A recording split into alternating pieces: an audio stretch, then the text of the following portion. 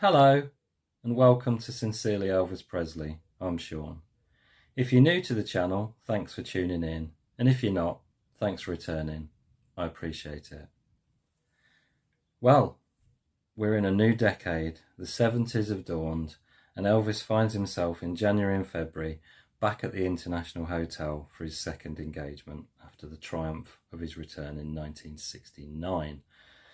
As I've said previously in other episodes, this is very much for me quite a bridging season, somewhere between the frenetic energy of 1969 and the slightly more polished, if you like, confident third season that would be filmed for That's the Way It Is. This is somewhere in between. Gone are the two-piece tunic and trouser outfits, which apparently Elvis found restricted his movements, and apparently he did break the seat out of the trousers once or twice, so he wanted something that would allow him more flexibility, more movement on stage. And so together with designer Bill Ballou, who he'd first encountered for designing the leather outfit for the 68 special and then the two pieces for 69, they came up with this idea of this jumpsuit that was still basically based on a karate outfit, but it was a one piece that would allow Elvis more movement on stage. So he was just able to move around more and feel more comfortable. And what you see in the first season are fairly simple designs. There's one with the known as the Cossack suit, or the rope suit, that's a little bit more elaborate. And I've shown these before, and we'll see some of them in a moment or two.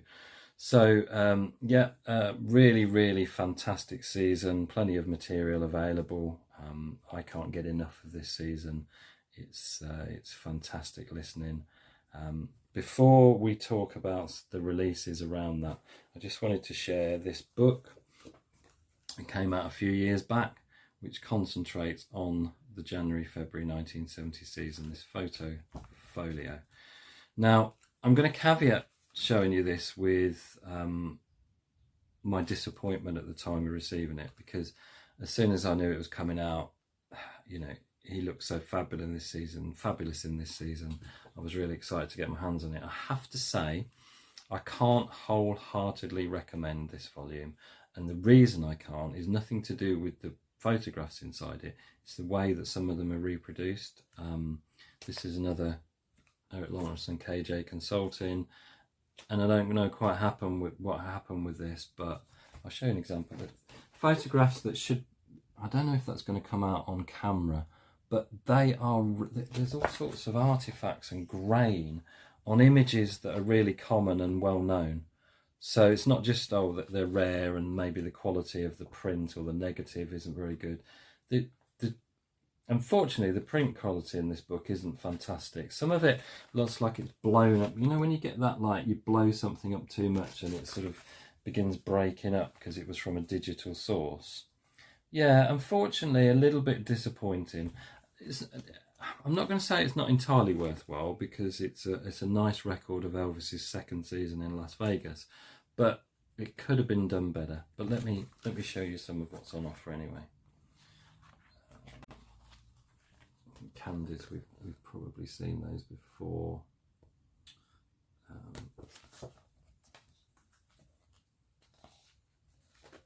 That's the rope Cossack suit.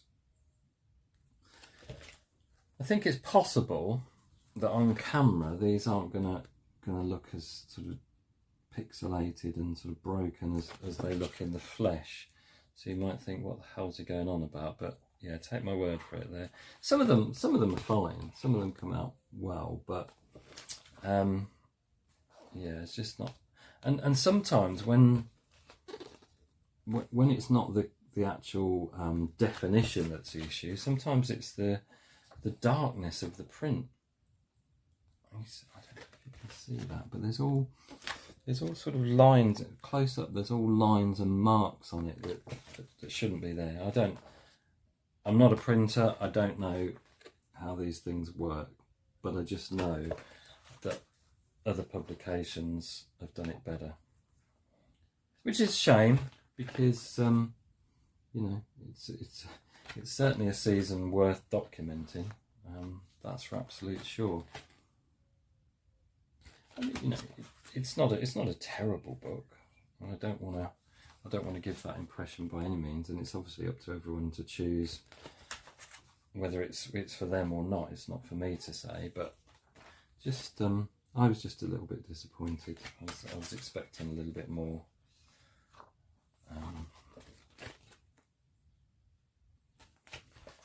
Than was actually delivered, unfortunately.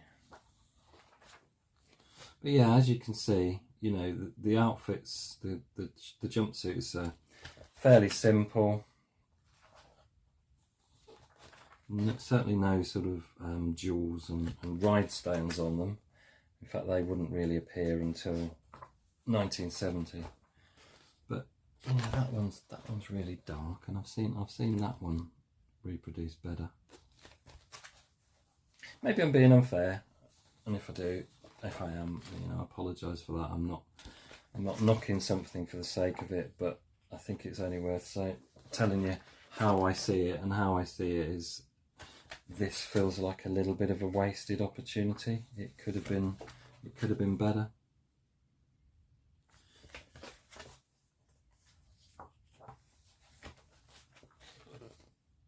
But you get the idea.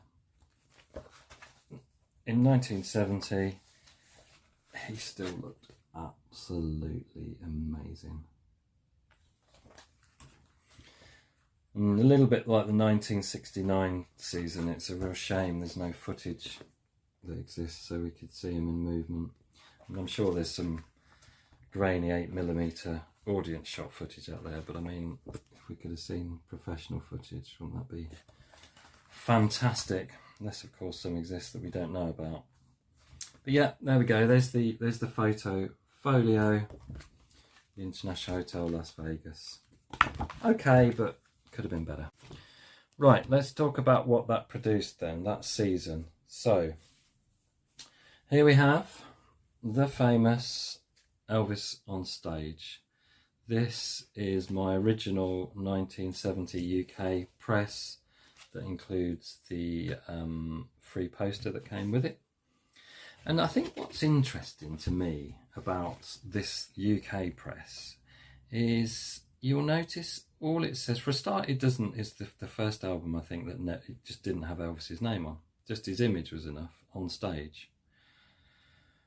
But you'll notice it just says on stage. Now, if you look at an original press of the American copy, and I think most of the copies throughout the world, they said February 1970 on there. So it was, now please point out in the comments if I'm wrong, but I think it may have been only the UK pressing that dispensed with that. And in some ways, that means the UK pressing is the only one that actually told the truth, because of the 10 tracks on here, 2 of them, Del Shannon's Runaway and the Beatles' Yesterday, were actually recorded in the 1969 season. So while I think the idea was to show Elvis basically kind of doing other people's songs and songs that he hadn't done before. So, you know, 69 they'd already released a live album, and this follows the same pattern. It isn't all from one show, it's not a complete show. But I suppose if they thought, well, we want something representative of his next season because it's so good, why wouldn't you? Yeah, they kind of thought, well, let's do songs that he hasn't done anywhere else before. But I wonder if I'm pretty sure there could have been others. I don't know why they decided they needed 2 from 1969. But yeah, that was a choice they made. So the UK press, just on stage. I've got my Japanese press here that I picked up a couple of weeks ago. And as you can see, that says February 1970. Which isn't strictly true, but it is what it is. And that has the red border around side 1 and side 2. That the UK one had white. I think the US one had red, if I remember rightly. And that includes, I showed this when I did my record fail. that was the photograph from the '68 special that the poster that came with the UK one had, and it's got Elvis below it. So that's the Japanese press of On Stage, and then I also have my lovely translucent red vinyl numbered press, music on vinyl, which uses the American cover. Sorry about the glare. It's better that side, isn't it? I should really learn to put them that side. That's that uses the American cover because that's got the February 1970, and it's got the red box around the side one and side two. So there's the vinyl that I have.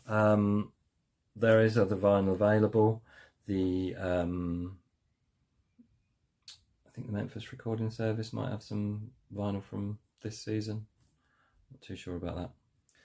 So let's have a look at some of the CDs of that particular title and then relating to that particular season.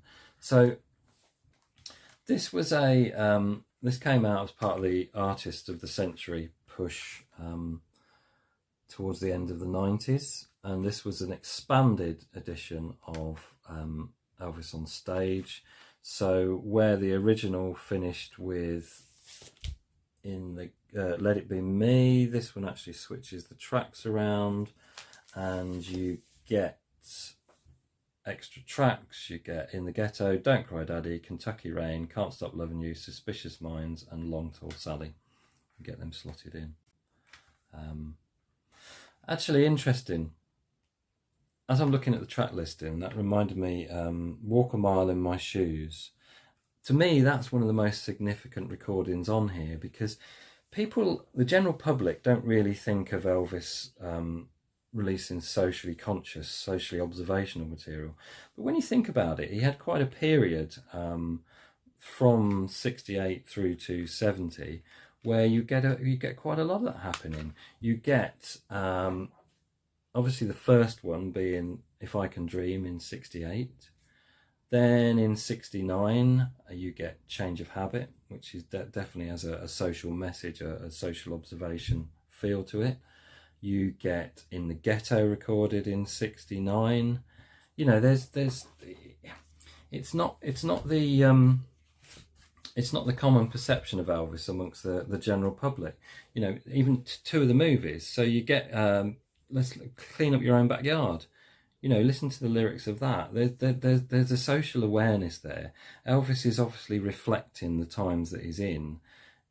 You know, late 60s through to the 70s, time of huge social change, social consciousness. And, you know, you get, with this, you get Walk a Mile in My Shoes, which again is him, you know, it's a social observation song. In fact, someone should make an EP of, you could, thinking about it, you could do an EP, couldn't you? If I Can Dream, Clean Up Your Own Backyard, In the Ghetto, Change of Habit, Walk a Mile in My Shoes. That'd be a fantastic, someone should do that. If anyone's listening, that'd make a great little EP, that would. But, yeah, so Walk a Mile in My Shoes. I think that's probably the last time that we saw that kind of subject matter from Elvis. Yeah, I think it probably was. Let me know in the comments if you can think of anything that contradicts that. So let's have a look. I don't think the booklet for this Artist of the Century release is particularly expansive. But great release at the time. Really nice to have the extra tracks. Get a little bit of blurb, but not much there. So that was expanded upon considerably by the Legacy edition, and I think this actually collects together the previous live album. Yeah, it does. So you get Elvis in person at the International, and you get Elvis on Stage. And do we get any extra tracks? Yes, you do. Let me see if I can get the track list up there. So you can see you get bonus tracks on both as well. So this is a really nice little release to have, gathering all that together, and fairly easy to pick up. This one should be. Walk through the booklet.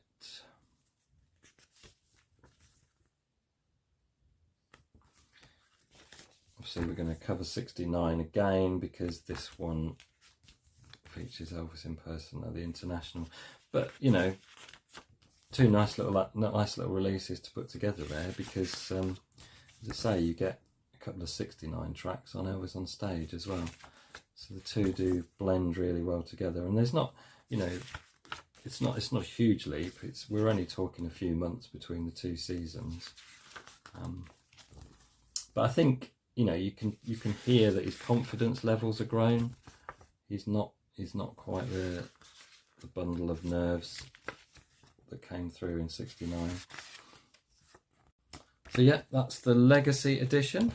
And then to top that one off, because we always have to go one better as Elvis fans, don't we? We want more. We get the FTD version. So there is your track list. Hopefully these won't fall out, as all my FTDs I've been doing recently when I've been showing them. No, they've managed to stay in, which is good. So let's have a little look at the booklet, because we know it's going to be more expansive than the previous ones, because it's the more luxury FTD release. And indeed, it delivers. There are a couple of other FTD releases. I think there's one called Off On Stage and another one called the On Stage Season, that feature recordings from this January-February 70 season. So you can certainly get your fill of Elvis in early 1970 on stage, and why wouldn't you? And speaking of which, we also have this from Follow That Dream. It came out earlier actually, and this is I don't know if this is one show actually. I should have looked. I think it is. I think this is one show. Tracks 1 to 15, February the 15th, 1970 midnight show. So yeah, you get a whole show, and then you get some bits and pieces after that as well. So these were the days. These were the early days of FTD, when you know, you didn't get a fancy booklet or anything, but that's what you got. But definitely worth having. Another show from that season is always good to have. And now we're going to stray into bootleg territory, because we often do on my videos, don't we?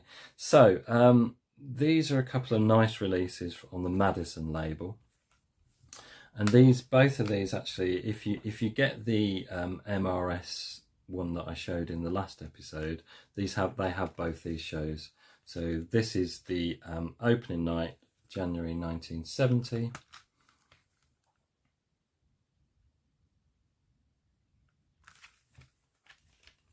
Fabulous sound quality, really good. I think probably now the MRS release ups the ante and gives you this in better sound quality. So this is one of the, I guess, it's a collector's completist CD, this, because if you just want the show and you want to get it at a reasonable price and don't want to hunt around for it, the MRS release will do that for you. But as with most of the bootlegs that I tend to sort of gravitate towards, I really like the ones that make the effort to give you a really polished package, and this certainly does that in spades.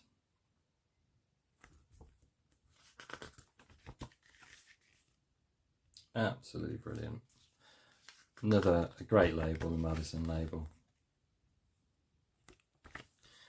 So that one is your opening night, and this one is your closing night.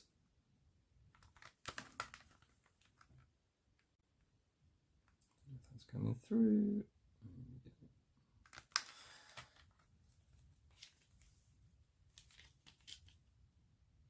I just love it.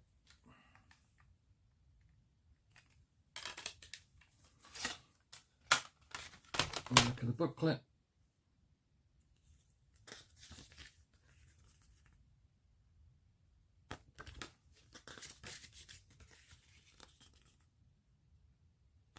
Brilliant stuff.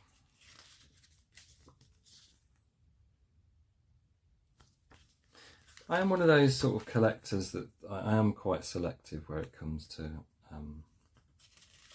bootleg material. I've never really felt the need to own absolutely everything and every concert, every soundboard. That's really why personally I don't collect all the FTD soundboards. I know some people love them, and I totally get that. They're just not for me. You know, I go so far, and then it's kind of, yeah, I've got some representations, I've got some nice releases that season, that'll do me. So which is good, really. You know, it's nice for me not to be an absolute completist for everything, because I just won't be able to afford it. But obviously that's not decrying people that do, because I totally get it. If I had unlimited funds and unlimited space, I'd get everything. But yeah, I do tend to be, you know, a little bit selective where it comes to the live recordings. So the last one I have to show, this is a little box set. Elvis, February 1970, Las Vegas International.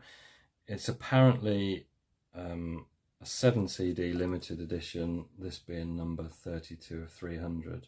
Now, ordinarily that would be something to get excited about. Wow, you know, I've got this limited edition. But bootleggers are a funny breed. What they tend to do, what tends to happen is someone brings a really good bootleg out, and then further down the line someone will bootleg the bootleg and they'll release it, and then someone will bootleg that bootleg, and so it goes on. This isn't the first time that this 7 CD set has existed. It came out as rebooked at the International, I'll show you there, and then a little while later it came out as a box set called On Stage, and it's pretty much exactly the same material, just put out again and again. By the time I got to it, it was this version, which, you know, it's almost diminishing returns. You kind of hope that they'd get the quality, they'd up the ante each time, but this one, I think it reversed. If you know, the rebook to the International was quite a fancy package, then the On Stage had nice covers for each of them. This one is fairly bare bones, it has to be said. The discs are good, yeah. You know, you get some. I don't know if I showed you what you actually get. See, you know, you get some great material, and the sound quality is fantastic. So don't get me wrong, it's a good one to have, but it's just, you know, you get a booklet, but all the booklet basically does is give you the track listings and a couple of pictures.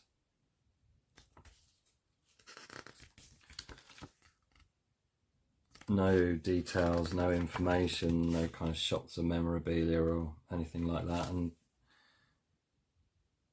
yeah, and we've even got like shots from the summer season there, so it's not even, it's not, you know, yeah, fair enough. Up until then, you've got the right jumpsuits, but for what's supposed to be the February the 19th, 1970 midnight show, you've got, you know, those jumpsuits weren't worn until the chain jumpsuit wasn't until the summer season that was recorded for. That's the way it is. So they haven't even got the right pictures, which is disappointing. But it gets a little bit worse when you see the discs. I mean, that's it. Everyone's got exactly the same picture on it, and they're just in these little plasticky sleeves. So I must admit, when I bought this, it's you know, it's nice to have. There's some material on here that's not elsewhere that I've got, and it sounds great. But package wise, you know, absolutely no effort went into that whatsoever. So yeah, if you're after if you can get one of the earlier ones, certainly that rebooked into International, I've seen what that looks like, and that looks like a whole lot better. And even the On Stage one at least goes to the trouble of giving you, I think, separate sleeves for each one with separate pictures and whatever. So yeah, bit bare bones that. Nice to have, but not an essential, I wouldn't say. So there we have the 1970 January-February international season. I hope that was enjoyable, and if it was, please do click on the like, and if you haven't already, please do click on the subscribe. I upload new material every Sunday at 6 p.m. GMT, so you'll always know where to find me. Next time we'll be moving further into 1970 and looking at some of the books covering that year in Elvis's life. Till then, take care. Ta-da! We'll meet you again. May God bless you. Adios.